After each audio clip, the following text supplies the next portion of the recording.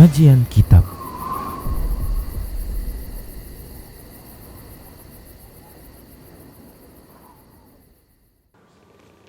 Bismillah, assalamualaikum warahmatullahi wabarakatuh.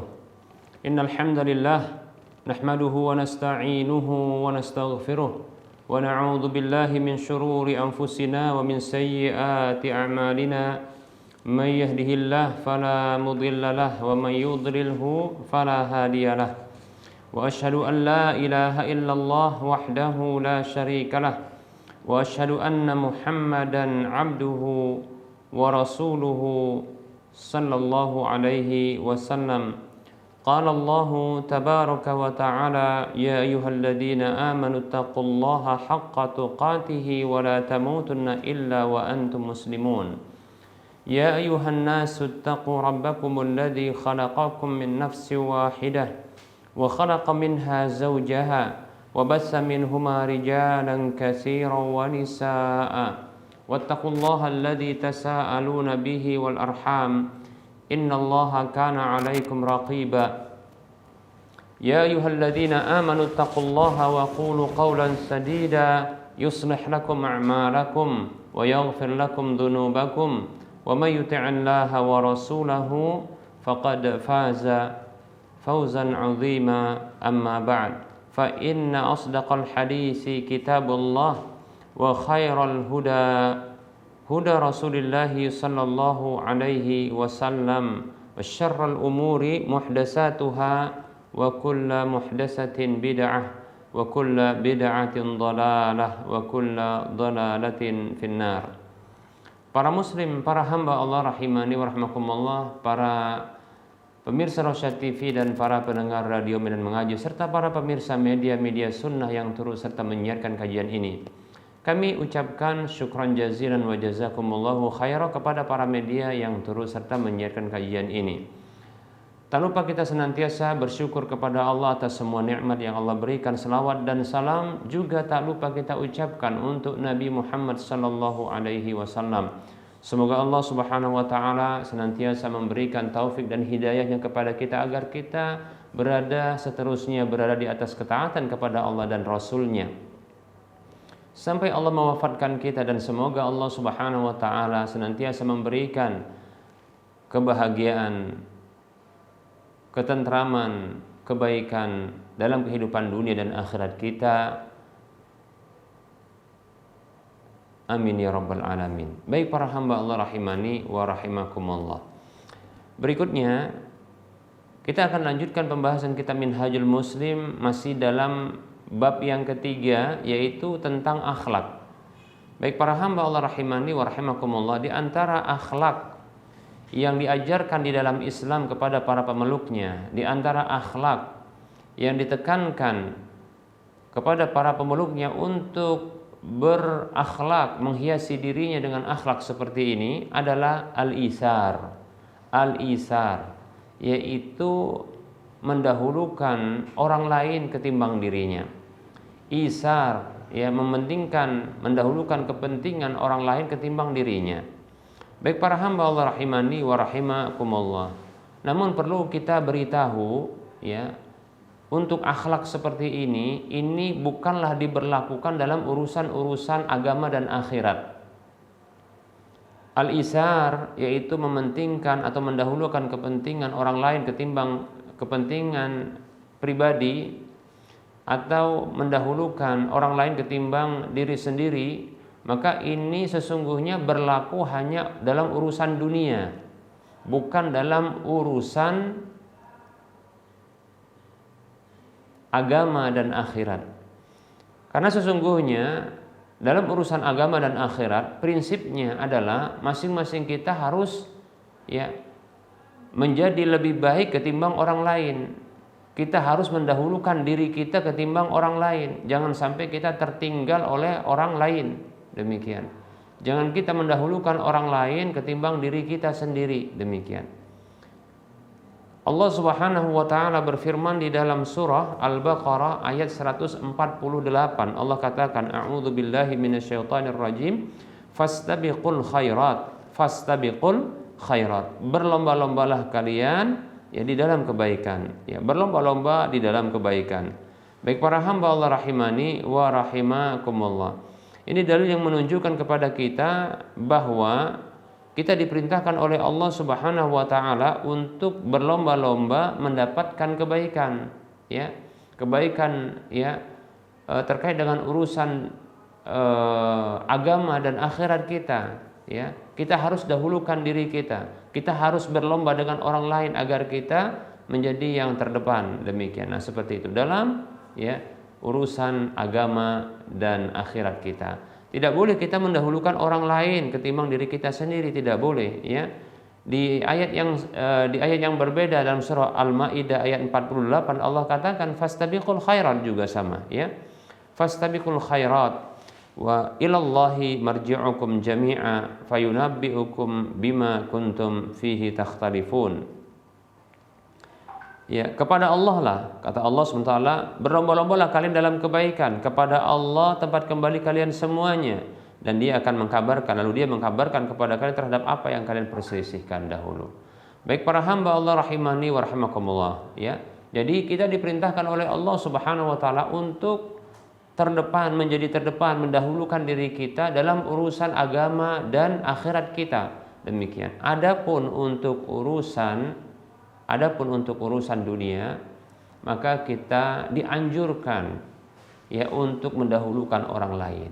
Demikian, ya para hamba Allah rahimani wa rahimakumullah. Dalam urusan agama, dalam urusan akhirat, maka kita dahulukan diri kita, ya.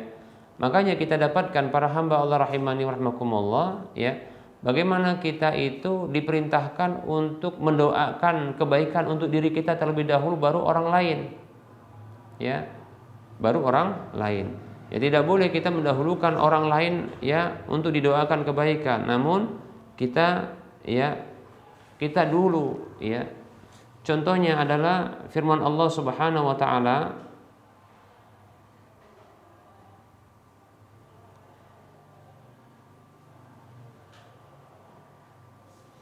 di banyak ayat, ya. Allah Subhanahu wa taala berfirman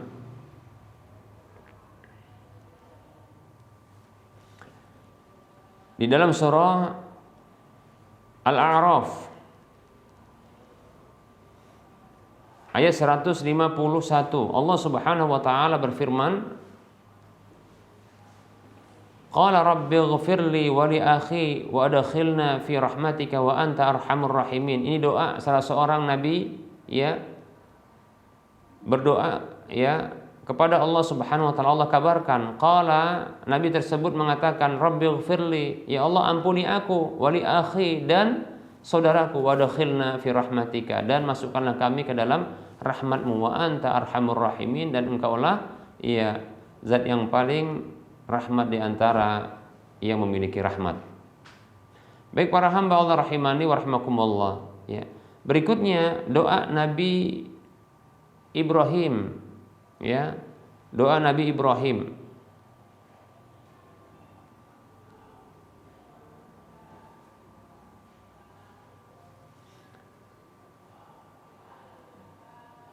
Atau doa salah satu nabi, ya, Nabi Allah Subhanahu wa taala, ya, disebutkan dalam surah Nuh ayat 28. Allah berfirman, ya, mengabadikan perkataan salah seorang nabi ini, rabbighfirli wa liwalidayya wa liman dakhala baitiya mu'mina wa lil mu'minina wal mu'minati wa la tazidil zalimina illa tabara.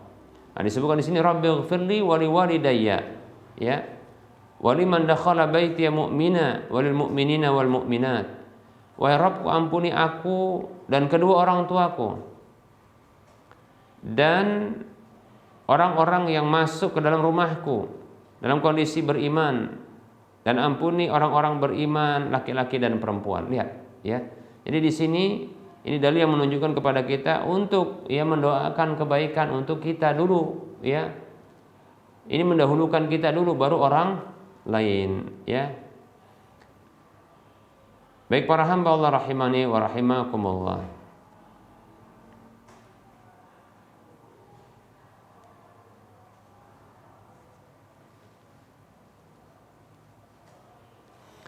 Begitu juga doa Nabi Ibrahim ya yang mengatakan seperti ini dalam surah Ibrahim ayat 41. Rabbana ighfirli wa liwalidayya walil mu'minina yauma yaqumul hisab. Wahai Rabb kami, ampunilah aku dan kedua orang tuaku serta orang-orang beriman pada hari ya ditegakkannya ya al-hisab, yaitu perhitungan. Baik ya, lihat ini bagaimana kita harus mendoakan ya, mendahulukan diri kita dalam doa kebaikan. Demikian ya.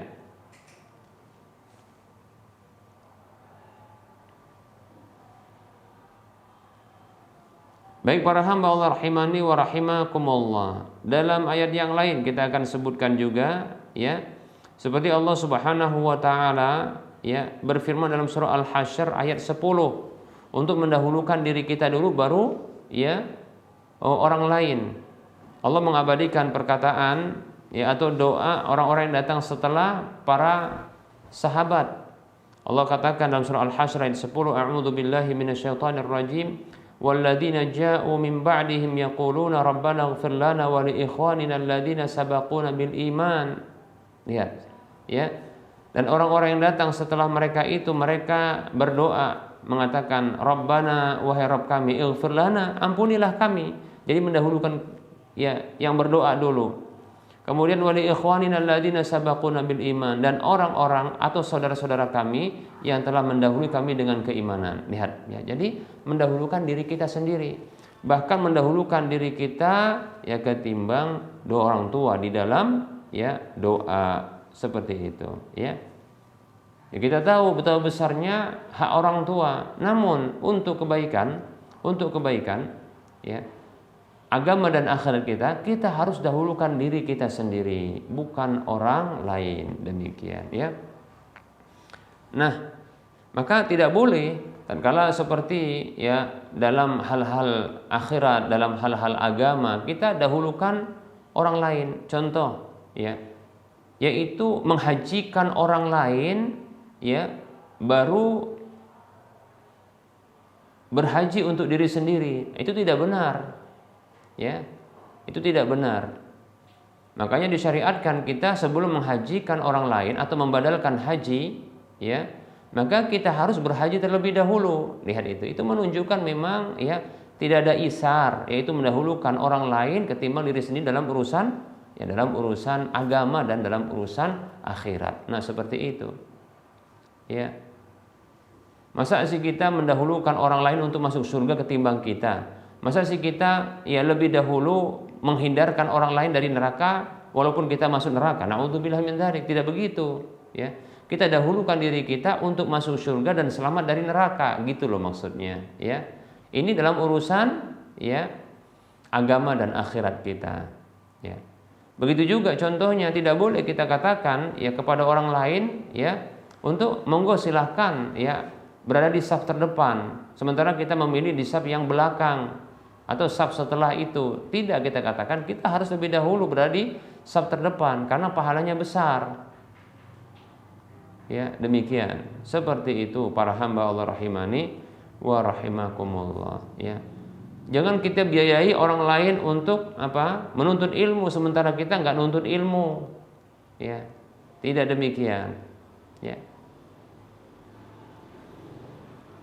Maka itu sebuah kesalahan bila kita menjadi lilin, hanya menjadi penerang bagi orang lain, namun kita membakar diri kita sendiri. Nah, itu sebuah kesalahan. Nah, itulah prinsipnya kalau mendahulukan orang lain ya dalam urusan agama dan akhirat.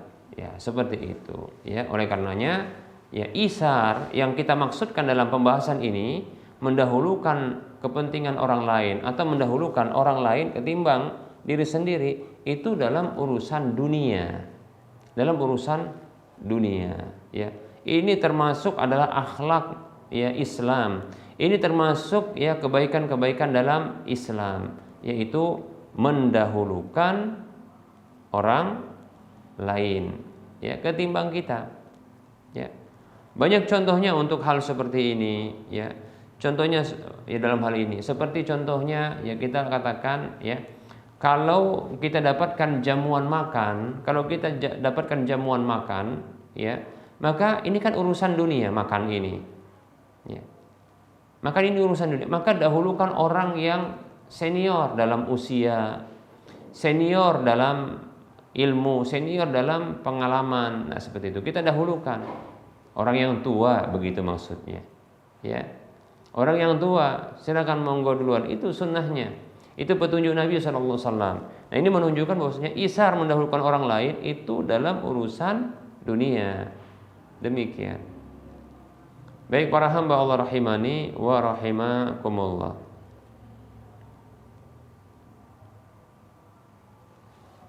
Jangan sampai ya orang lain kelaparan kita kenyang. Ya. Ya kalau kita bisa kenyang bareng-bareng gitu ya. Dahulukan kepentingan orang lain baru kita. Nah, seperti itu ya. Itu dalam urusan dunia. Para hamba Allah rahimani wa rahimakumullah. Ya. Nah, ini merupakan bentuk kesempurnaan agama kita ya. Baik para hamba Allah rahimani wa rahimakumullah. Seorang muslim ya, seorang mukmin itu ya mendahulukan saudaranya ya dalam urusan dunia ya, memberikan kecintaan kepadanya, hal-hal yang baik dalam urusan dunia kepada orang-orang lain ya. Terkhusus adalah begitu juga orang yang beriman ya, orang-orang soleh. Nah, seperti itu ya. Baik para hamba Allah rahimani rahimakumullah. Dalil untuk hal ini adalah surah Al-Hasyr ayat 9. Surah Al-Hasyr ayat 9. Ini diantara dalilnya ya. Allah Subhanahu wa taala berfirman, A'udzu billahi minasyaitonir rajim. Wa yu'siruna 'ala anfusihim walau kana bihim khasasah. Wa may yuqa syuhha nafsihi fa ulaika humul muflihun. Allah Subhanahu wa taala berfirman, dan mereka mendahulukan orang lain di atas diri mereka sendiri, walaupun mereka itu membutuhkan. Mereka itu ada kebutuhan ya. Siapa saja yang kikir terhadap ya, kikir terhadap dirinya, kikir terhadap dirinya maksudnya adalah ya, dia itu menahan untuk mendahulukan kepentingan diri ketimbang orang lain ya.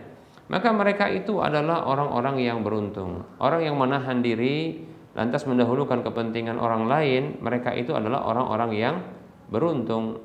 Demikian para hamba Allah rahimani wa rahimakumullah. Nah, inilah akhlak yang mulia ya, akhlak yang mulia, mendahulukan orang lain ya. Baik para hamba Allah rahimani wa rahimakumullah. Ini akhlak yang mulia ya, ini adab yang indah ya. Ini karakter yang bagus ya, yang hendaknya setiap muslim mukmin yang memiliki atau berhias diri dengannya. Dalam hadis yang lain, hadis yang diriwayatkan oleh Imam Bukhari, Nabi kita Muhammad sallallahu alaihi wasallam beliau bersabda, "La yu'minu ahadukum hatta yuhibba li akhihi ma yuhibbu li nafsihi." Tidak sempurna iman salah seorang di antara kalian sampai ia mencintai untuk saudaranya apa yang ia cintai untuk dirinya. Nah, kalau kita inginkan saudara kita, kalau kita inginkan diri kita itu mendapatkan pemenuhan urusan-urusan dunia, makan cukup ya, kita mendapatkan makanan yang enak ya, tercukupi semua kebutuhan hidup kita, maka demikian pula lah kita ya harus suka, harus cinta ya saudara kita juga mendapatkan hal yang sama, bahkan mendahulukan mereka. Demikian para hamba Allah rahimani wa rahimakumullah. Maka bertambahlah keimanan seorang mukmin ya, karena akhlak yang mulia seperti ini ya, tinggi dan mulia akhlaknya. Ini termasuk ketakwaan dan keimanan, tuntutan keimanan. Dalam dalil yang lain, dalam hadis yang lain, hadis yang diriwayatkan oleh Imam Muslim, Nabi kita Muhammad sallallahu alaihi wasallam beliau bersabda ya, yang berbunyi, faman ahabba an yuzahzaha 'anil nari wa an yudkhalal jannata falta'tihi maniyatuhu wa huwa yu'minu billahi wal yaumil akhir wal ya'ti ilan nasi alladhi yuhibbu an yu'ta ilaihi.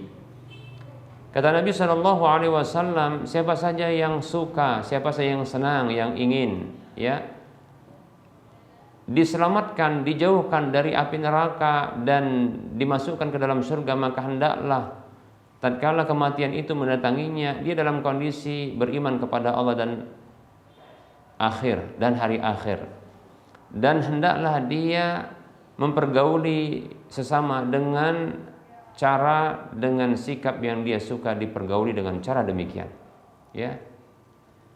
Nah, kalau kita suka kebutuhan ya dunia kita itu terpenuhi, maka ya hendaknya kita juga demikian memperlakukan ya kaum muslimin, ya saudara, ya itu untuk demikian, ya mendapatkan apa yang kita suka, hal itu kita dapatkan pula, ya demikian. Nah, seperti itu mestinya seorang mukmin, seorang muslim, ya demikian. Ini akhlak yang mulia para hamba Allah rahimani wa rahimakumullah. Wa yu'siruna ala anfusihim walau kana bihim khasasah, ya yaitu mendahulukan ya orang lain atas ya diri sendiri walaupun mereka membutuhkan. Demikian para hamba Allah rahimani wa rahimakumullah.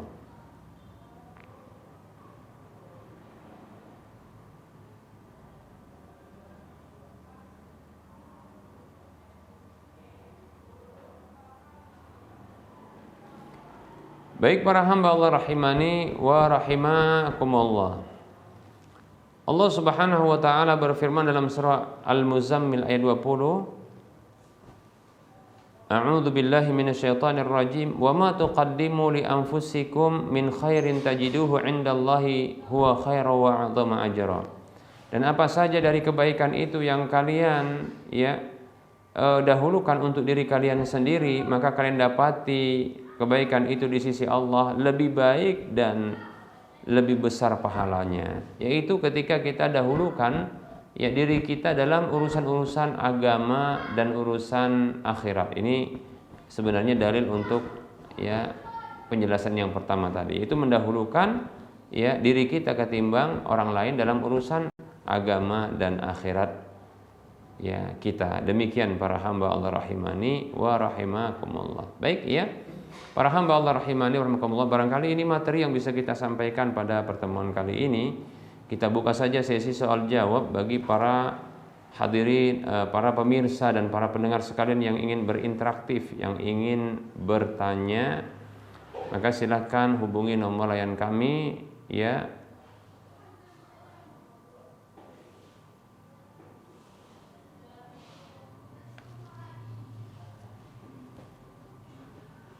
Dari nomor layanan kami di 08 12 12 12 88 34. Baik ya, kita mencoba untuk menjawab pertanyaan yang sudah masuk.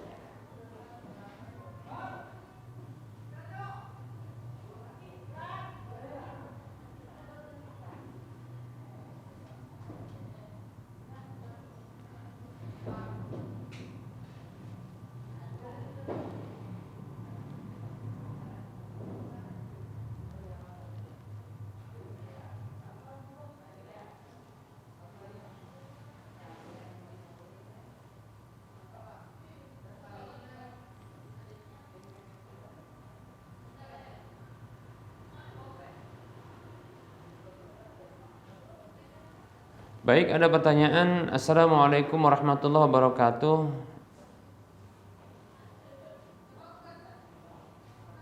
Ada pertanyaan Ustadz mengenai perihal apa hukum menjual arang briket kelapa dari Bayer digunakan untuk kebutuhan shisha. Shisha itu apa? Rokok ya. Rokok ya. Baik, ya.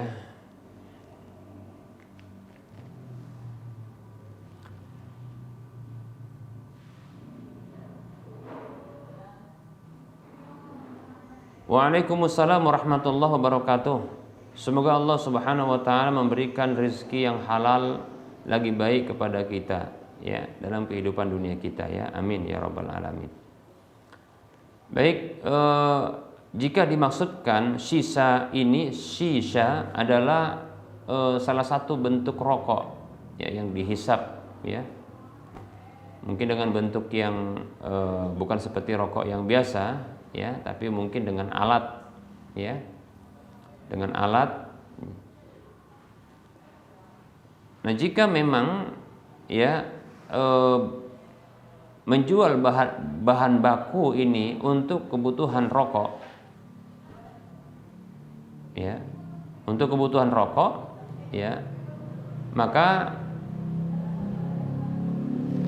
ini namanya adalah ya membantu orang lain menjual ya barang-barang untuk membantu orang lain berbuat maksiat, karena kita tahu rokok ini adalah sebuah kemaksiatan ya, karena bentuk ya upaya ya menyakiti diri ya, membunuh diri ya, demikian.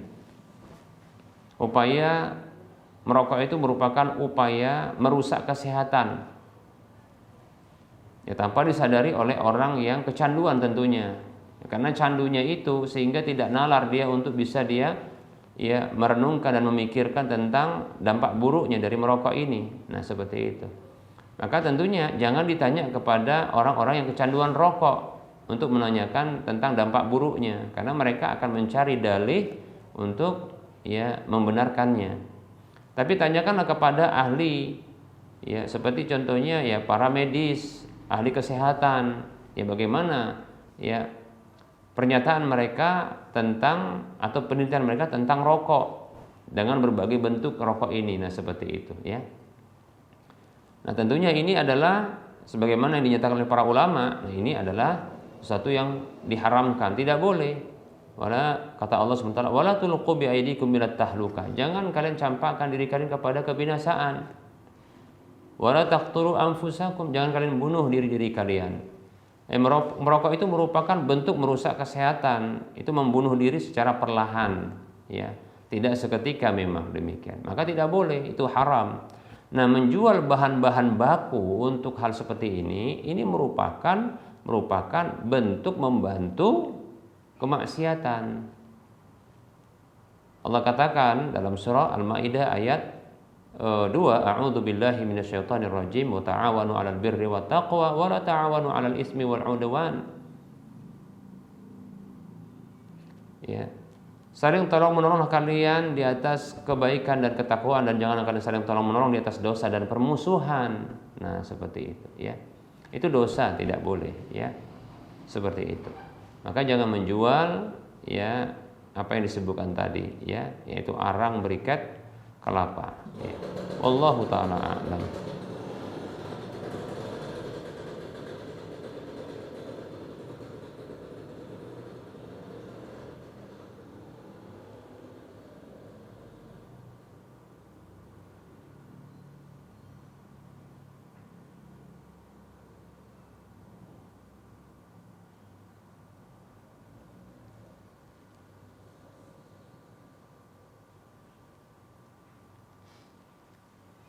Ada pertanyaan, bismillah. Mau tanya Ustadz, hukum uang yang kita terima dari konsumen setelah kita mengantar barangnya, sementara kita masih di waktu jam kerja. Bos juga tahu tentang ini dan dibolehkan. Apa hukumnya Ustadz? Ya.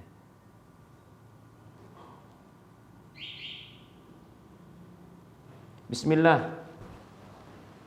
Bekerja tambahan di jam kerja yang sudah dapat gaji. Bekerja tambahan sehingga mendapatkan hasil ya di jam kerja yang lain, yang ini ada gajinya tersendiri. Maka tentunya ini harus mendapatkan izin dari pemilik pekerjaan sebelumnya, yang kita bekerja di jam kerja tersebut yang sudah dapat gajinya. Kalau dapat izin dari pemiliknya, dapat izin, maka tidak mengapa. Tapi kalau tidak dapat izin dari pemiliknya, maka tidak boleh. Itu pengkhianatan namanya, tidak boleh. Karena ini termasuk korupsi waktu, demikian, ya.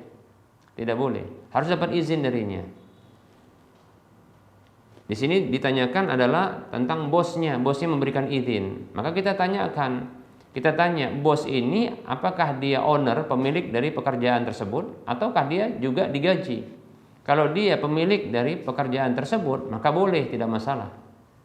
Tapi kalau dia hanya orang digaji, maka itu tidaklah mewakili dari sang pemilik pekerjaan.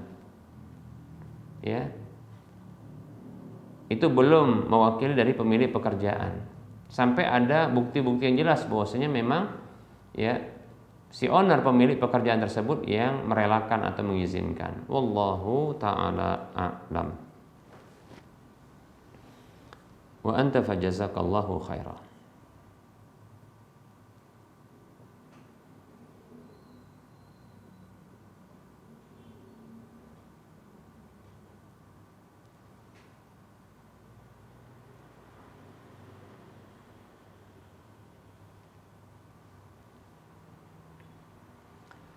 Ada pertanyaan, Assalamualaikum warahmatullahi wabarakatuh.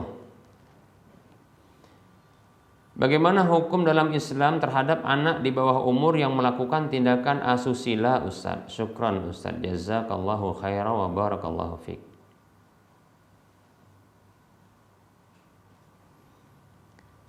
Waalaikumsalam warahmatullahi wabarakatuh. Semoga Allah Subhanahu wa taala menjaga kita dan anak-anak kita serta keluarga kita dari segala keburukan dan dari segala ya hal-hal yang tercela. Amin ya rabbal alamin.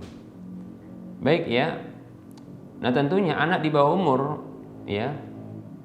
Yang dimaksud ini yang saya pahami adalah anak yang dia belum baligh. Ya. Anak yang belum baligh. Ya. Kalau dimaksudkan anak di bawah umur ini anak yang belum baligh, maka tidak ada dosa bagi mereka anak-anak ini ya ketika melakukan apa saja dari tindakan keharaman tersebut, tidak ada dosa bagi mereka. Ya. Lalu siapa yang menanggung dosanya? Orang yang mengajari tindakan dosa tersebut itu yang berdosa, menanggung dosanya.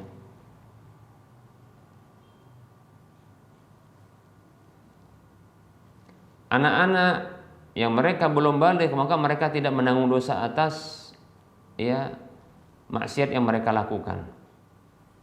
Kata Nabi Shallallahu Alaihi Wasallam,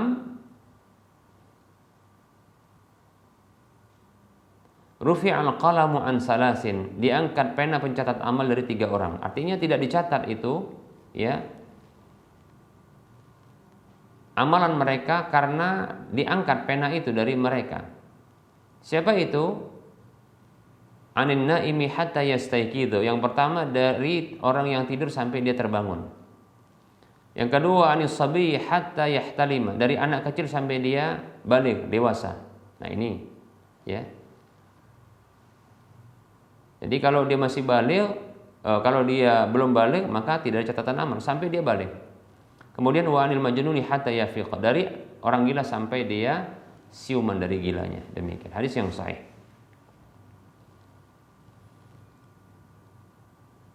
Nah, bila ada yang mengajari anak-anak yang belum baligh ini, maka apa yang diajari tersebut itu didapatkan oleh orang yang mengajari, baik itu pengajaran kebaikan atau keburukan. Kalau kebaikan maka pahalanya itu didapatkan oleh orang yang mengajarkan kebaikan. Kalau keburukan maka ditanggung itu dosanya sama orang yang mengajarkannya. Nabi Shallallahu Alaihi Wasallam bersabda, "Man da'a ila hudan kana lahu minal ajri mislu ujuri man tabi'ahu la yanqusu dzalika min ujurihim syai'a." Siapa saja yang mengajak kepada petunjuk, maka dia mendapatkan pahala dari orang-orang yang mengikutinya tanpa mengurangi sedikit pun pahala orang yang mengikuti yang tersebut. Wa man da'a ila dhalalatin kana 'alaihi minal ismi mislu asami man tabi'ahu la yanqusu dzalika min athamihim syai'ah. Hadis Bukhari Muslim. Dan siapa saja yang mengajak kepada kesesatan, ya, penyimpangan, dosa, kemaksiatan, kedurhakaan, maka ia mendapatkan dosa dari orang-orang yang mengikutinya tanpa mengurangi dosa orang yang mengikuti tersebut sedikit pun. Demikian, ya. Nah, permasalahannya anak ini yang melakukan dosa ini, yang belum balik ini bagaimana terapinya? Nah, disinilah Islam, ya, begitu sempurna di dalam memberikan pendidikan. Islam itu, ya, memberikan pendidikan kepada manusia itu sejak dini, ya, sejak dini.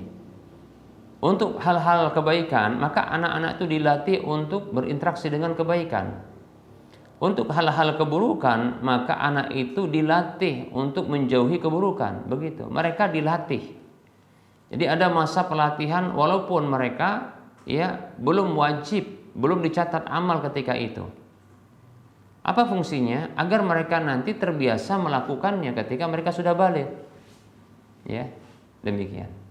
Nabi SAW bersabda, "Muru auladakum bis salati wahum abna'u ashri wahum abna'u ya sab'i sinina.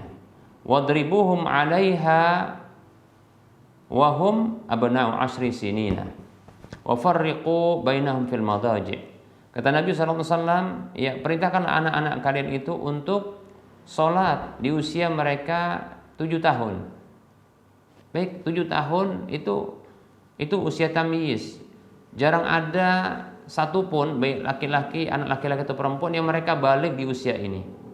Lihat bagaimana Rasulullah memerintahkan kepada para wali atau wali atau orang-orang yang menjadi pengurus bagi anak-anak, ya, yang membimbing anak-anak, untuk memerintahkan anak-anak itu agar sholat, melakukan ketaatan, kebaikan, melatih mereka untuk melakukan kebaikan. Wadribuhum 'alaiha, dan pukullah mereka ketika mereka menunaikannya di usia mereka 10 tahun. Ya. Nah, ini mereka dicegah, dilarang, bahkan diberikan hukuman tatkala mereka melakukan pelanggaran. Ya. Padahal itu belum wajib sama mereka, tapi itu untuk melatih mereka. Wa farriqu bainahum fil madaji, dan pisahkanlah mereka itu di tempat-tempat tidur mereka. Nah, ini juga fungsinya apa? Agar mereka nanti, ya, tidak jatuh kepada sebuah penyimpangan seksual, ya. Jadi mereka semenjak dini diberikan antisipasi dengan tidur masing-masing di tempat tidur yang terpisah, begitu. Agar tidak jatuh kepada, ya, kebiasaan homoseksual atau yang semisalnya, ya, yaitu penyimpangan seks. Nah, demikian, begitu. Ini Islam mengajarkan kepada kita, ya. Nah, terus bagaimana kalau tindakan, ya, kepada anak yang melakukan asusila? Silakan melakukan hukuman, tapi jangan berlebihan. Tidak mengapa untuk melakukan hukuman kepada mereka, tapi hukuman yang sekiranya ini bisa membuat mereka itu, ya, untuk mendapatkan efek jerah. Nah, seperti itu. Tapi jangan berlebihan. Jangan sampai memudaratkan, demikian. Wallahu taala a'lam.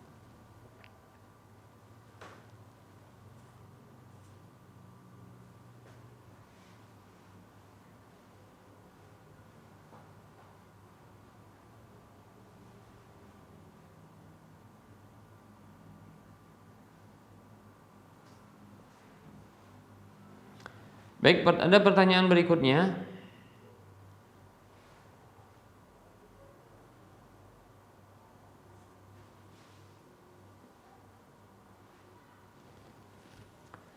Assalamualaikum Ustadz, saya mau bertanya, hal ini membuat saya ingin tahu ilmunya dan hukumnya. Maaf sebelumnya Ustadz, saya dalam suntik hormon 3 bulan, dan setelah disuntik darah atau flek-flek ada keluar.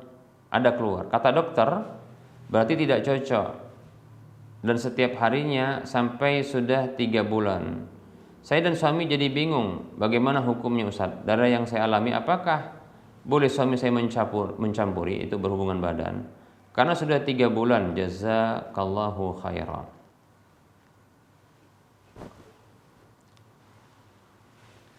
Waalaikumsalam warahmatullahi wabarakatuh. Setelah suntik hormon keluar flek-flek darah, ya darah, ya bentuknya flek-flek seperti itu. Baik, ya ini berlaku selama 3 bulan. Nah, bagaimana menyikapi yang seperti ini? Maka perhatikan, jika seorang perempuan mengalami hal ini, darah yang keluar itu, coba diidentifikasi, apakah darah tersebut adalah darah haid. Darah haid itu darah yang ma'ruf, yang jelas, yang dikenal, yaitu warnanya kehitaman, gelap kehitaman, merah kehitaman. Kemudian aromanya khas. Dan dia datang dalam kondisi yang rutin biasanya. Kalau seperti ini berarti tidak rutin. Ya, tinggal dilihat aromanya, ya, dan warnanya. Jika ternyata ini seperti darah biasa dan dari sisi warnanya begitu juga aromanya, maka berarti ini adalah bukan darah haid dan juga tentu bukan darah nifas, sehingga ini dihukumi seperti darah istihadhah. Wanita yang mengalami istihadhah, yaitu keluarnya darah karena satu hal yang dia bukan darah haid dan darah nifas, maka wanita tersebut dihukumi seperti wanita yang suci. Wajib baginya untuk sholat 5 waktu dan wajib baginya untuk berpuasa di bulan Ramadan ketika terjadi hal itu di bulan Ramadan, atau boleh melakukan puasa sunat atau mengganti puasa-puasa wajib, ya. Dan berikutnya boleh bagi suaminya untuk berhubungan badan dengannya. Nah, seperti itu, ya. Demikian. Nah, ini barangkali yang bisa kita sampaikan. Wallahu ta'ala a'lam.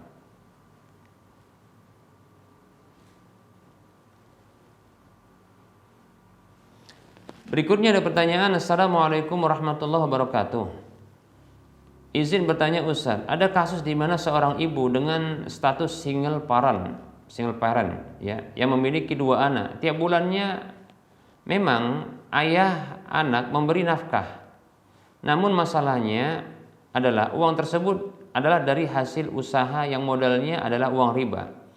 Yang bersangkutan pernah membaca atau mendengar penjelasan soal ini tentang bolehnya dia memakai uang tersebut untuk keperluan anaknya.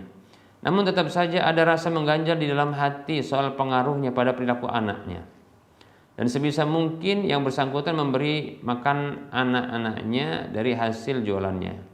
Bagaimana solusi hal ini Ustaz? Sudah benarkah sikap yang diambil atau perlukah menyetop uang yang diberi oleh mantan suami?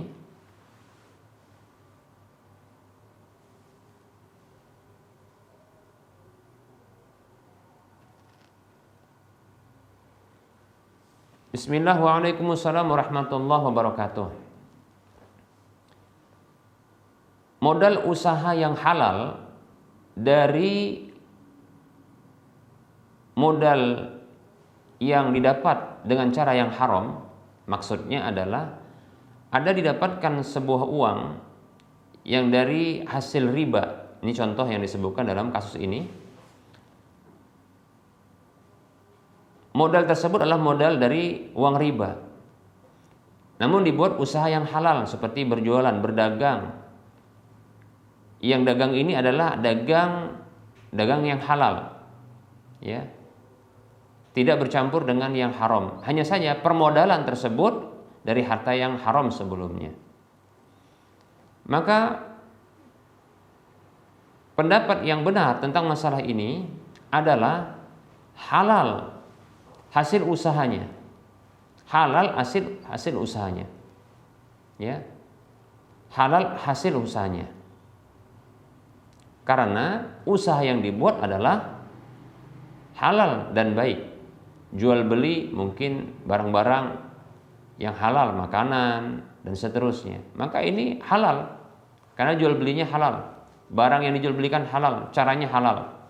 Hanya saja permodalannya yang dahulu didapat dengan cara yang haram. Maka kita katakan, ya, pertama adalah pendapat yang benar dalam masalah ini hasil dari dagang tersebut halal. Karena dagangnya adalah halal. Yang kedua, ya, bila riba yang pernah dilakukan dahulu itu telah ditobati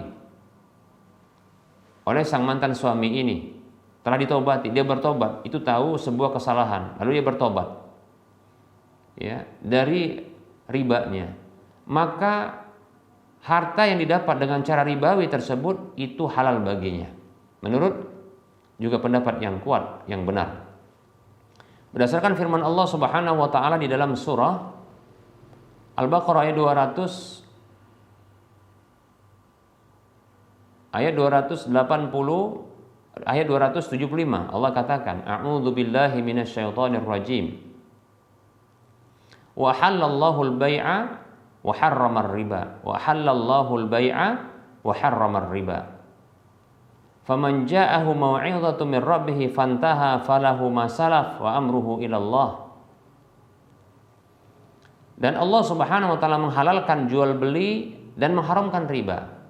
Maka siapa saja yang datang kepadanya kebenaran, maka siapa saja yang datang kepadanya, ya, peringatan dari Rabb-nya, lalu dia berhenti, peringatan tentang riba tersebut, lalu dia berhenti, falahu masalaf, milik dia apa yang telah berlalu, yang diusahakan dengan cara yang haram tadi, yaitu riba. Wa amruhu ilallah, dan urusannya kembali kepada Allah. Lihat, ya.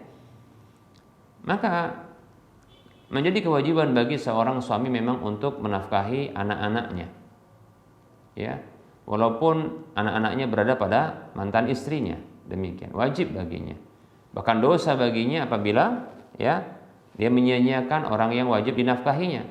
Kafa bil mar'i isman an yudayyi'a man yaqutu. Hadis Muslim, kata Nabi sallallahu alaihi wasallam, ya, cukuplah seseorang itu berdosa ia menyia-nyiakan orang yang wajib dia nafkahi, demikian, ya, seperti itu.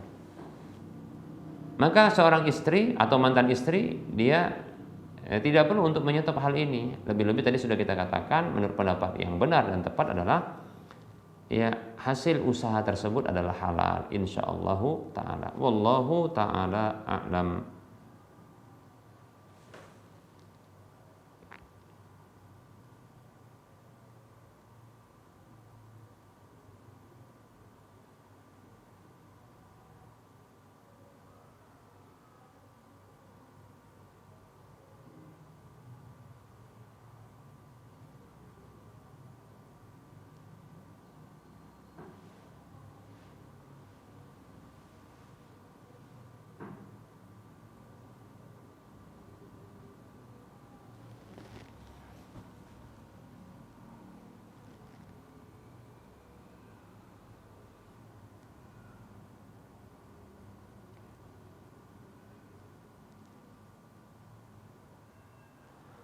Baik, ada pertanyaan.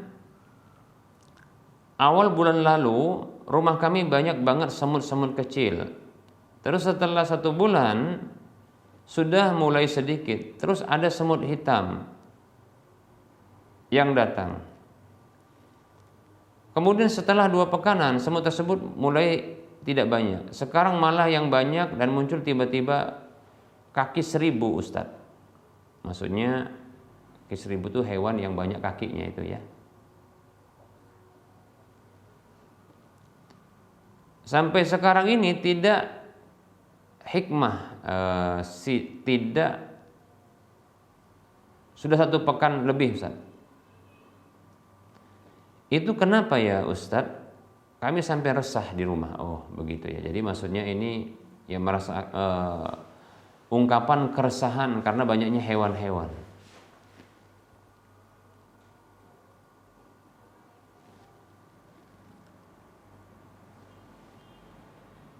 Bismillah.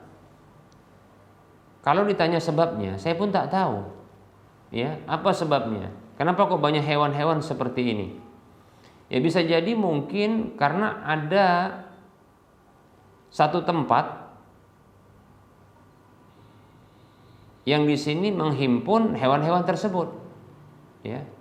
Mungkin ada tempat yang kotor yang tidak dibersihkan. Atau mungkin hewan tersebut bersarang di sisi rumah di luar, tapi mungkin ya main-main di dalam rumah begitu kan? Ya. Demikian ya. Ya, kalau khawatir bahwasanya rumah tersebut itu ada penghuninya, ya tentu ada penghuninya. Ya. Yang bertanya ini penghuninya. Ya. Ada juga jin penghuninya, tentu ada, kita katakan ada. Tapi jangan takut, karena tidak ada satu rumah pun kecuali memang ada penghuni dari kalangan jin.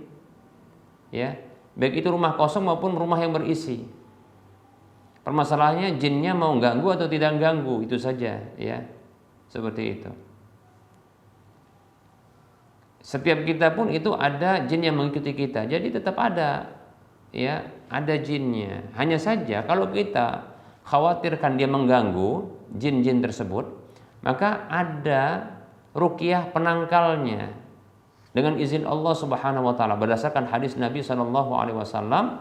Hadis yang diriwayatkan oleh Imam Muslim, Nabi kita bersabda sallallahu alaihi wasallam, "La taj'alu buyutakum maqabira." Janganlah kalian jadikan rumah-rumah kalian seperti kuburan.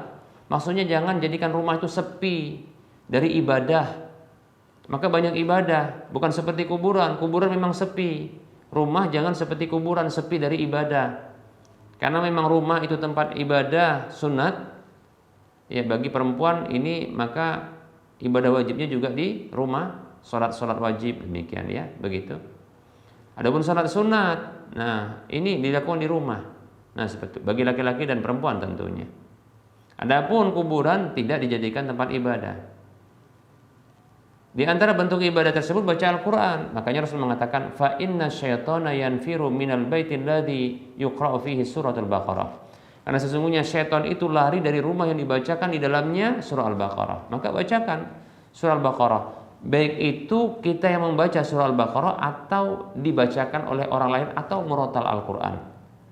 Ini barangkali yang terakhir lebih mudah. Murattal Al-Quran tinggal ya diputar saja, khusus surah Al-Baqarah saja diputar sampai selesai, demikian. Maka ini bisa untuk jadi kita katakan penangkal atau pengusir setan, demikian ya. Jadi jangan khawatir ya, kalau ada hewan seperti ini disapu saja, disapu ya, disingkirkan dengan cara disapu, demikian ya, dibersihkan mungkin semua ruangan. Coba dibongkar, mungkin ada ruangan yang menjadi gudang ini nggak dibersihkan, mungkin di sana mereka bersarang. Nah seperti itu ya, hewan-hewan tersebut mungkin seperti itu. Kemudian sapu halaman ya seluruhnya. Nah seperti itu.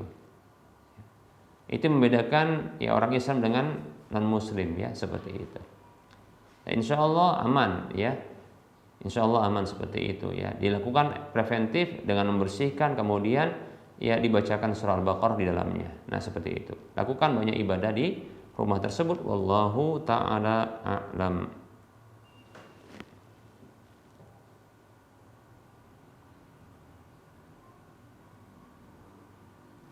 Ada pertanyaan, Assalamualaikum warahmatullahi wabarakatuh. Ustadz, semoga Allah merahmati Imam Nawawi, para ulama, Ustadz dan kita semua.